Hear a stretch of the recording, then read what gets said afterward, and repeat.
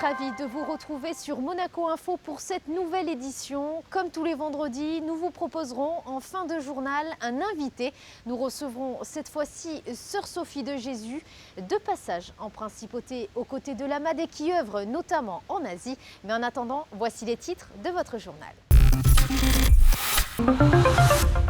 Nous ouvrirons avec cette visite officielle du secrétaire général du Conseil de l'Europe en principauté. Nous reviendrons sur le mois sans tabac, une campagne française que Monaco a rejoint. Nous parlerons musique avec les petits chanteurs de Vienne reçus par l'Orchestre Philharmonique de Monte-Carlo et le groupe Bombino qui se produisait en principauté. Et pour terminer, nous découvrirons les championnats d'Europe de pétanque, zoom sur les moins de 18 ans. Et comme je vous le disais dans les titres en ouverture de ce journal, je vous propose de revenir sur la visite du secrétaire général du Conseil de l'Europe en principauté, Thorbjørn Jagland, un reportage d'Alexandra Pani. C'est la première fois qu'un secrétaire général du Conseil de l'Europe se rend en visite officielle en principauté depuis l'adhésion de Monaco en 2004. Rappelons que le Conseil de l'Europe, à ne pas confondre avec l'Union européenne, est une organisation intergouvernementale qui a pour ambition de promouvoir la démocratie, protéger les droits de l'homme et l'état de droit en Europe. Il compte à ce jour 47 États membres, dont 28 membres de l'Union européenne. Thorbjørn Jagland a donc rencontré à cette occasion de nombreuses personnalités monégasques. Cette journée a débuté par une entrevue avec le directeur des services judiciaires, Philippe Narmino. Le secrétaire général a ensuite été reçu à quelques pas de là, au ministère d'État, par Serge Tel pour une réunion de travail, réunion à laquelle participaient également les conseillers de gouvernement. Dans ce genre de réunion, il est important de faire un bilan. Donc on a fait le bilan des conventions à laquelle la principauté a adhéré. On a regardé les instances dans lesquelles la principauté était engagée. Et on a fait bien évidemment un point sur la situation internationale. La principauté a adhéré à 49 conventions du Conseil de l'Europe. Donc cette adhésion a conduit à beaucoup de modifications tant au plan législatif qu'au plan de nos pratiques en matière de droits de l'homme et en matière effectivement sociale aussi. Le secrétaire général n'a ensuite eu qu'à traverser la rue afin de rencontrer le président du Conseil national, Christophe Steiner, ainsi que certains élus, avant de s'entretenir avec le haut-commissaire à la protection des droits, des libertés et à la médiation, Anne Eastwood. Le respect des droits de l'homme étant l'une des priorités du Conseil de l'Europe. I attach great importance to the role of smaller nation states in the Council of Europe. J'attache beaucoup d'importance au rôle des petits États au sein du Conseil de l'Europe. Ils font partie de l'Europe et doivent donc y prendre part. Et puis, je suis ravi de voir que Monaco joue le jeu. Pour moi, c'est également très important de pouvoir échanger directement avec les ministres sur les différents efforts réalisés par Monaco, de mettre en conformité la législation monégasque avec la Convention européenne des droits de l'homme. De nombreux progrès ont déjà été faits et j'aime à dire que Monaco est un très bon élève au sein du Conseil de l'Europe. La journée s'est poursuivie avec une visite au Palais Princier. Le secrétaire général a été reçu par le prince Albert II. À l'issue de cette audience, le souverain lui a remis la médaille de commandeur dans l'ordre de Saint-Charles. Thorbjørn Jagland a souligné l'importance de l'engagement du prince Albert II et de son gouvernement dans la promotion du sport au service de la paix. Rappelons qu'en juillet dernier, Monaco avait signé la Convention du Conseil de l'Europe sur la sécurité, la sûreté et les services lors des manifestations sportives. Nous sommes revenus sur les efforts qui ont été faits par Monaco. Nous sommes également penchés sur les écarts qui persistent en termes d'adhésion de certains instruments légaux concernant la charte sociale, mais également un important protocole de la Convention européenne. Nous avons eu des discussions très constructives à ce sujet.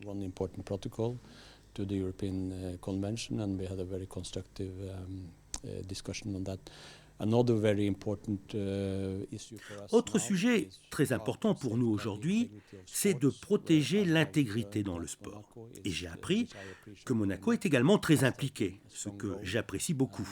Le prince souverain est très engagé à ce sujet sur la scène internationale. Et ça, c'est un réel soutien pour nous. Cette visite était donc l'occasion de dresser un bilan sur la participation de la principauté aux différents travaux du Conseil de l'Europe et de revenir également sur les initiatives prises par Monaco en faveur des droits de l'homme ainsi que les actions menées en matière de lutte contre la corruption ou le blanchiment des capitaux.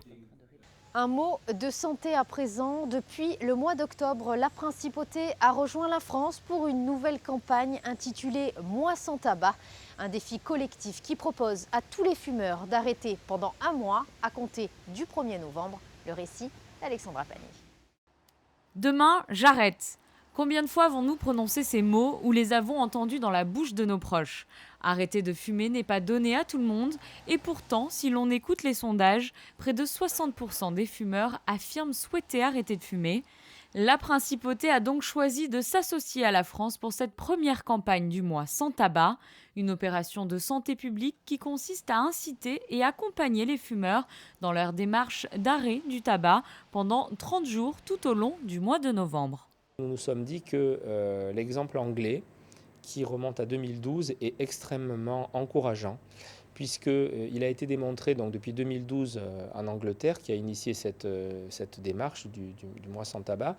Le nombre de fumeurs qui arrêtent de fumer quand ils ont pu tenir 28 jours sans fumer est multiplié par 5.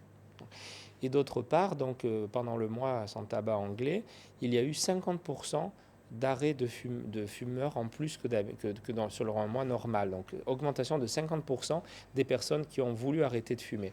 Donc la France a décidé cette année, en 2016, d'initier ce processus donc, du mois sans tabac. Et nous vous avons décidé d'y associer la Principauté de Monaco. Différents outils sont mis à la disposition des fumeurs. Le site Tabac Info Service qui propose de nombreuses informations pour augmenter ses chances de réussite. Une application permettant un coaching personnalisé ou encore le numéro de téléphone 39 89 qui permet de joindre un tabacologue. À Monaco, très spécifiquement, nous avons profité du mois sans tabac pour doubler le temps donc, consacré à la consultation gratuite pour arrêter de fumer. Donc nous avons à l'hôpital désormais un docteur à temps plein, le docteur Moussine, qui est à la disposition de tous les résidents de la Principauté qui souhaitent arrêter de fumer. Il suffit pour cela de prendre rendez-vous, c'est gratuit. Et en appelant à l'hôpital, le numéro de téléphone 97 98 97 41. Voilà. Donc tout ceci nous donne beaucoup d'espoir et nous permet d'espérer effectivement qu'en Principauté, à l'issue du mois de novembre, nous aurons une forte augmentation des résidents qui souhaitent arrêter de fumer et surtout de ceux qui vont y arriver. C'est le but. Fumeurs et non-fumeurs sont concernés dans cette campagne. Sur le site internet Tabac Info Service, une rubrique conseils pour aider un proche à arrêter est également proposée. Le rendez-vous est donc pris au 1er novembre pour arrêter tous ensemble. Et dans le reste de votre actualité monégasque en bref et en images. Walgreens Boots Alliance vient d'être désignée comme compagnie de l'année par la Fondation des Nations Unies pour leur action en matière de responsabilité sociétale de l'entreprise. Lors d'un dîner de gala exceptionnel, Ornella Barra, co-directeur des opérations, a reçu cet award au siège de l'ONU. Cette distinction est une véritable marque de reconnaissance pour les équipes mobilisées en permanence afin d'améliorer la santé à travers la planète. Ouvrons un volet musique à présent. L'Orchestre Philharmonique de Monte-Carlo accueillait pour la première fois en Principauté les Petits Chanteurs de Vienne ce mercredi soir à la Salle Garnier. José Sacré vous en dit plus.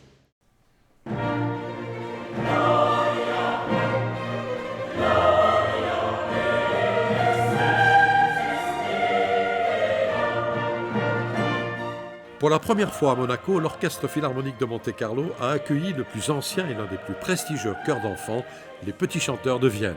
C'était mercredi 26 octobre à la Salle Garnier, placé sous la direction de Christian Arming, avec Jörg Schneider ténor, Georges Nigel baryton basse et l'Orchestre Philharmonique de Monte-Carlo. Les Petits Chanteurs de Vienne ont interprété la Theresienmesse de Joseph Haydn. Fondé en 1498, le chœur Les Petits Chanteurs de Vienne compte aujourd'hui 100 choristes âgés de 9 à 14 ans, divisés en 4 chœurs pour les tournées. Ils donnent environ 300 concerts chaque année, en présence de près d'1 demi-million de spectateurs à travers le monde. Yann, Nicolas, pourquoi avez-vous eu envie de devenir Petit Chanteur de Vienne ? J'ai beaucoup plaisir à chanter et comme je sais qu'avec les petits chanteurs de Vienne, on bénéficie d'une excellente formation musicale, je me suis dit, c'est là où j'ai envie d'aller. Évidemment, moi aussi j'aime beaucoup chanter, mais ce qui me plaît aussi beaucoup, c'est voyager. Avec le chœur, nous voyageons à travers le monde, comme aux USA, au Japon, en Chine et d'autres pays. Quels sont aujourd'hui vos meilleurs souvenirs de tournée? J'ai eu l'opportunité de chanter avec 12 de mes collègues à Hong Kong, la 8e symphonie de Mahler. Et c'est donc la symphonie des 100. Et il y avait tellement de monde sur la scène, c'était une expérience fabuleuse. Ich finde, es ist sehr schwer zu sagen, was das Beste oder was das Highlight war, weil es war so ziemlich alles. On ne peut pas dire qu'il y ait quelque chose qui m'ait plu en particulier. Singapour, Beijing, toutes les villes ont leur charme, mais Monaco va être définitivement un highlight de ma carrière de petit chanteur. Monaco ist auch sehr schön und es gefällt mir eigentlich sehr gut hier und es wird eines meiner Highlights sein, auf jeden Fall hier zu singen.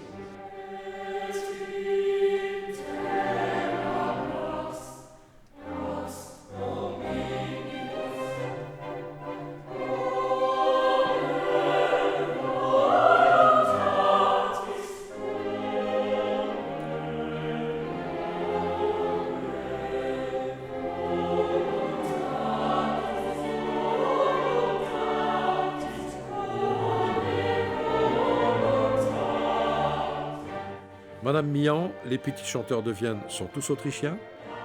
La majorité est effectivement autrichienne, mais il y a aussi beaucoup de petits garçons étrangers qui, nous ayant vus, entre autres, en concert ou connaissant la renommée du chœur, passent des auditions. Nous avons dans le chœur de ce soir des enfants qui viennent du Japon, qui viennent de la Corée, qui viennent de la Pologne, de plein de pays différents. Donc c'est un ensemble international, ce qui est donc outre le fait que les enfants voyagent beaucoup, mais dans leur groupe, dans leur journée quotidienne, ils sont très internationaux et c'est fabuleux.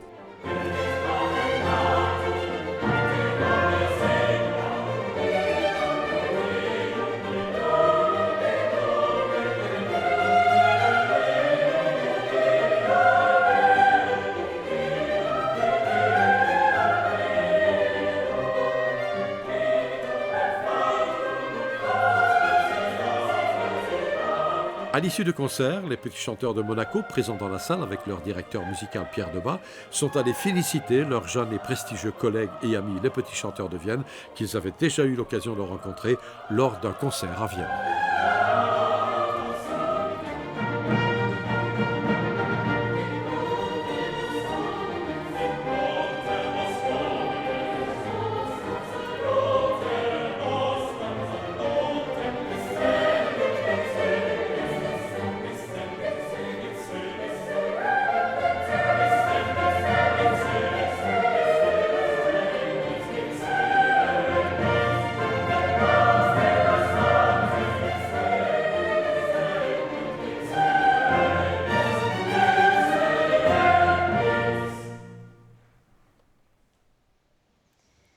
Et d'un concert à un autre, c'est au Grimaldi Forum que le groupe Bombino se produisait ce jeudi soir. Un mélange de blues, de reggae et de rock. Le guitariste Touareg a interprété les derniers titres de son album. Dominique Poulain était sur place.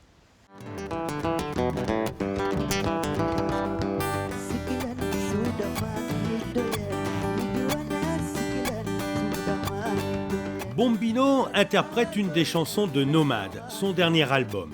Un disque qui explore les racines du blues, gorgé de soul et de rock touareg. Un album enregistré aux États-Unis, à Nashville, le pays de la musique country. Ce groupe-là, ça fait 3 ans qu'on joue ensemble. Pour moi, c'est une fierté de montrer un peu cette envie de collectif, cette envie d'échange. Parce que la musique, tout départ, cette envie, parce qu'il y avait l'envie d'échange, l'envie d'apprendre. Et moi, j'ai amené une musique du désert et mes amis qui sont là, qui m'accompagnent, ils ont envie de prendre, ils ont envie d'amener plus loin et c'est ça qu'on a fait.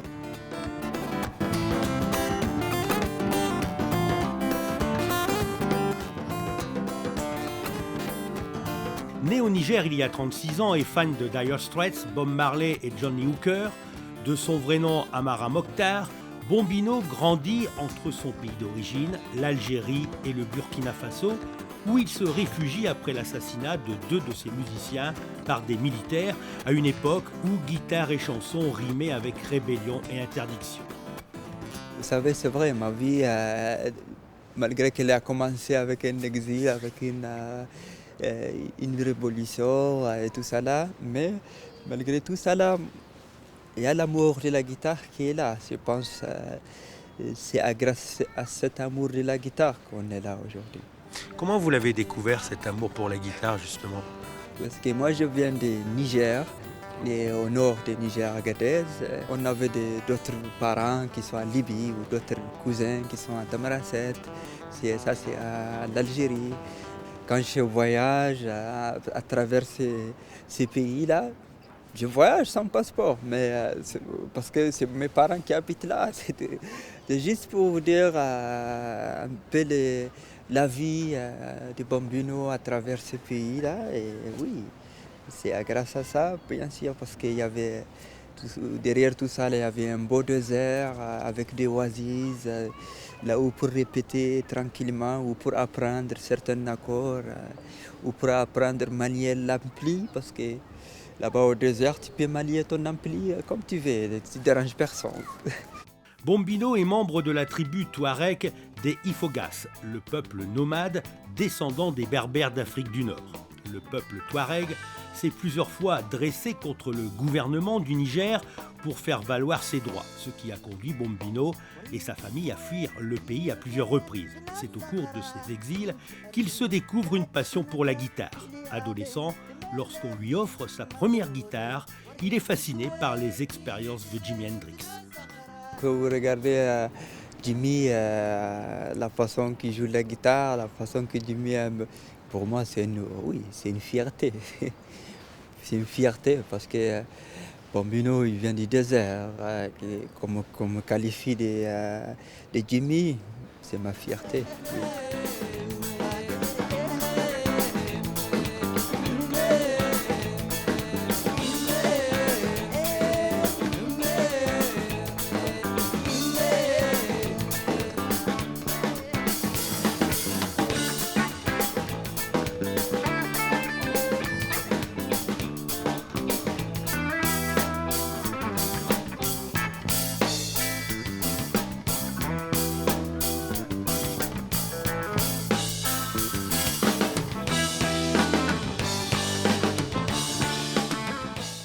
Après les championnats d'Europe de pétanque vétérans la semaine dernière, place aux jeunes. Les moins de 18 ans sont en piste à l'espace Saint-Antoine jusqu'à dimanche. Un reportage de Patricia Navarro.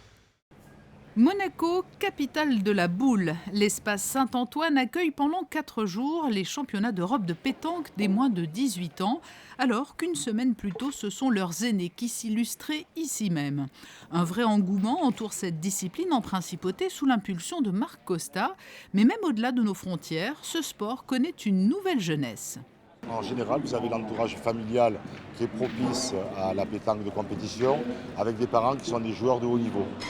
Pour exemple, José, notre tireur, son papa Nicolas fait partie de l'équipe de Monaco qui représentera la principauté au championnat du monde à Madagascar.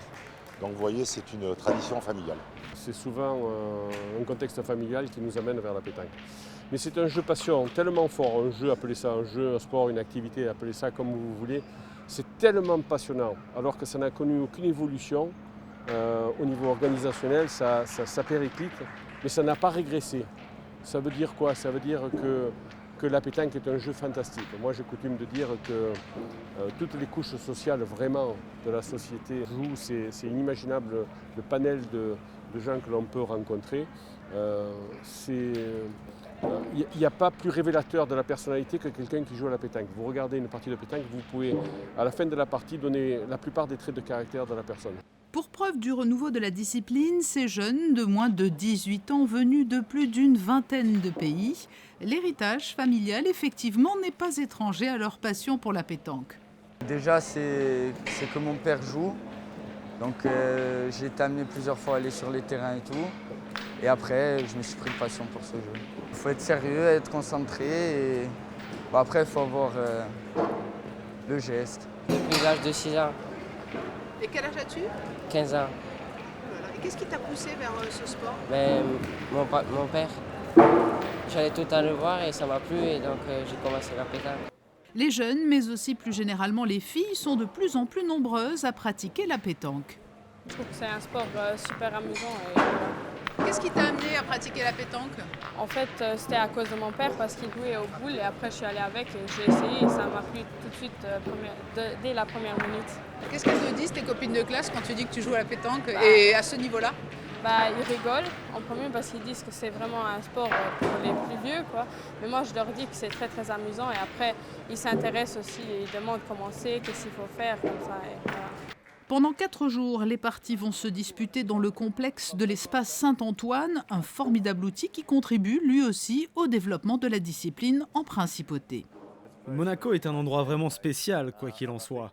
Et je dois dire que l'on a toujours été bien accueillis ici dans ce très beau pays. Et ce boulodrome doit être le plus unique au monde. Il est fantastique, juste parfait pour nous. Monaco sera de nouveau une terre d'accueil pour la boule d'ici 1 mois. C'est en effet en principauté encore que se disputera fin novembre le mondial jeune U18-U23. Vous venez de découvrir l'essentiel de l'actualité monégasque. Nous avons rejoint notre invité du week-end. J'ai à mes côtés sœur Sophie de Jésus. Bonjour. Bonjour. Merci de nous accorder cet entretien. Avec joie. Alors vous êtes de passage notamment avec l'AMAT.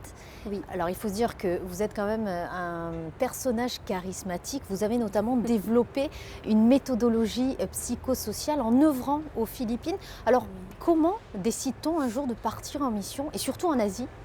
Alors mon parcours était un petit peu particulier parce que je portais dans mon cœur de bonne sœur, je portais l'enfance en Asie et l'enfance blessée en Asie dans ma prière, mais j'étais certaine que le bon Dieu m'enverrait au Vietnam. Et puis je suis partie pour les Journées mondiales de la jeunesse en 1995 et là, ça a été comme un appel.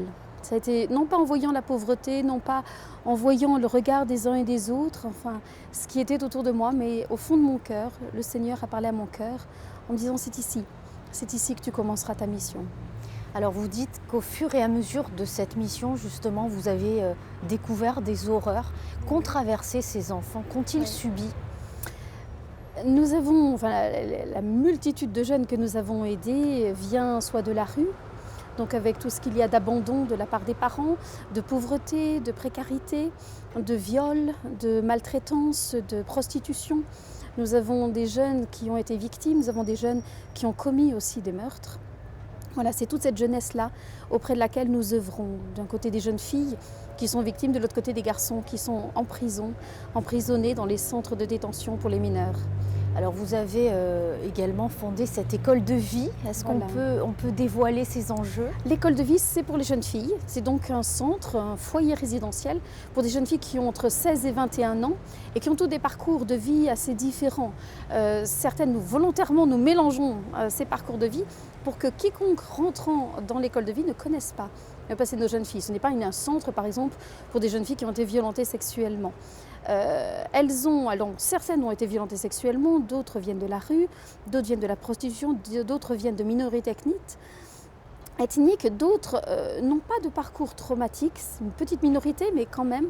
Mais nous voyons en elles un potentiel pour devenir un leader. Et donc nous l'aidons au travers de toutes les formations que nous offrons au sein de l'école de vie pour qu'elles puissent déployer leur potentiel. Et puis en même temps être restaurées pour celles qui ont eu pas mal de souffrances ou d'abandon, les aider à se reconstruire personnellement. Donc c'est un petit peu les deux orientations pédagogiques, c'est se restaurer et en même temps se préparer pour la vie en société. Donc être une jeune femme moderne et en même temps prête pour la vie professionnelle. Alors justement, en parlant de l'école de vie, j'imagine que beaucoup d'enfants ont trouvé la voie, s'en sont sortis grâce à cette école. Alors j'aimerais vraiment revenir sur le cas de Cookie, parce que c'est une très belle histoire. Justement, quelle est son histoire? Cookie, pour tout vous dire, j'aimerais un jour qu'elle vienne en France. Enfin, elle va venir, elle est déjà venue il y a 2-3 ans. Aussi. On peut Mais l'accueillir. dans quelques Volontiers. mois, nous reviendrons dans ce cas-là avec elle. Donc nous l'avons connue, elle avait 14 ans, elle était dans les rues de Manille, elle vendait de la drogue. Elle faisait partie d'un gang de garçons, un groupe de garçons. Elle s'était elle-même coupé les cheveux très courts, elle était noire de peau et elle se cachait pour se protéger. Donc elle se donnait l'attitude d'un garçon pour se protéger de tout viol. Et lorsque nous l'avons connue, elle était donc dans ce groupe de garçons et un jour une des sœurs passait par là. Alors qu'elle était en désespoir, elle était dans son trip de drogue, elle avait crié vers Dieu en disant « Écoute, si tu ne fais rien, moi je ne veux plus de cette vie ». Elle avait été abandonnée à l'âge de 4 ans par sa maman qui était partie sur Guam. Et sa tante l'avait récupérée. Mais bon, vous savez, quand on vit dans un 4 mètres carrés, la vie est quand même assez réduite à l'intérieur, donc on vit à l'extérieur. Et c'est comme ça qu'elle a grandi au fur et à mesure et elle est rentrée dans ces groupes de jeunes. Donc une sœur l'a rencontrée, sœur Edith, et elle parlait de l'école de vie qui commençait à peine à ce moment-là. Cookie la regarde et dit « Est-ce que moi je peux me joindre à l'école de vie ?» Elle lui dit « Mais désolée, c'est pour les filles !» Elle dit « Mais je suis une fille, tu veux que je te le prouve ?» Alors elle dit « Non, c'est bon. » Et c'est comme ça que Cookie a fait ses premiers pas au sein de l'école de vie. Elle est venue, elle est restée 15 jours. Au bout de 15 jours, elle est venue me voir, elle m'a dit « Sister, est-ce que je peux rester ?» Plus longtemps. Elle sera restée 5 ans. 5 ans chez nous. Elle s'est échappée à 3 reprises. Ah, quand même. 3 reprises, parce que comme elle le dirait elle-même dans son témoignage, il faut du temps. Lorsqu'on vit dans la rue et l'on fait ce que l'on veut, comme on veut, quand on veut, et tout doucement se structurer, eh bien ça passe par des étapes de crise et des étapes de dépassement de soi-même. Et donc, elle revenait d'elle-même ou c'est vous chaque fois il fallait aller la chercher? On courait après jusqu'à 11h du soir dans les rues glauques de Manille. Mais on s'est dit on ne peut pas la perdre parce que c'est une jeune fille qui porte un potentiel extraordinaire. Il était hors de question de la laisser partir. Et c'est comme ça, elle est allée de victoire en victoire. Et à un moment, elle a décidé de se stabiliser. Elle a vraiment embrassé le projet de l'école de vie. Et aujourd'hui, elle est diplômée d'école de commerce. Elle a fait sa vie professionnelle pendant un moment à l'extérieur, puis elle est revenue pour s'occuper avec nous des nouvelles générations. Aujourd'hui, c'est elle qui est la ressource humaine de l'association ACAI aux Philippines. C'est une très très jolie histoire. C'est splendide, c'est splendide. C'est là où on voit les miracles du bon Dieu. Là, c'est la bonne sœur qui parle. Alors, dernière question, ma sœur. Est-ce qu'à un moment donné, vous avez besoin de recul, de vous ressourcer? Évidemment, vous voyez tellement de choses terribles. Déjà, est-ce que vous y arrivez? Et de quelle manière? Alors, déjà, le charisme de notre mission, ce n'est pas le charisme de Sœur Sophie. C'est le charisme d'une communauté, les missionnaires de Marie. Nous sommes en communauté, nous sommes un corps communautaire et nous portons cette mission. Vous savez, c'est une des premières leçons que j'ai apprises dans la rue, auprès des jeunes, et que le bon Dieu m'a montré, c'est que quand on va à la rencontre des enfants des rues, on ne peut pas être seul. Parce que les enfants des rues vivent en communauté.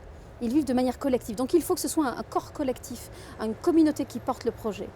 On avait voulu suivre les évangiles au démarrage et on s'est dit on va aller 2 par 2 parce que le Christ a dit 2 par 2, ça ne marche pas.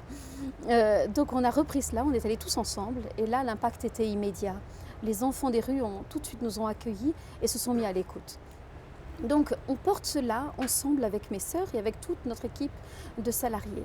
Comment nous ressourçons-nous? Oui, il faut à certains moments, nous en tant que religieuses et consacrées, nous avons en même temps des temps d'adoration du Saint-Sacrement, des temps de recul, des temps où nous pouvons nous reposer, nous pouvons prier.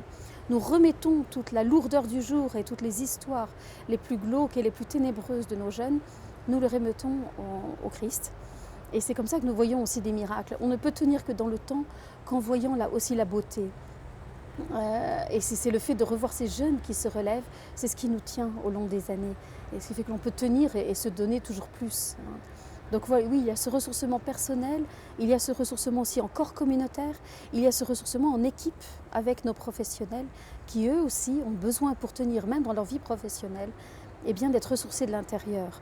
Nous ne sommes pas dans le commerce, nous sommes dans l'éducatif, dans le pédagogique, donc il faut aussi prendre soin de soi-même. Et ça, c'est fondamental pour tenir dans le temps.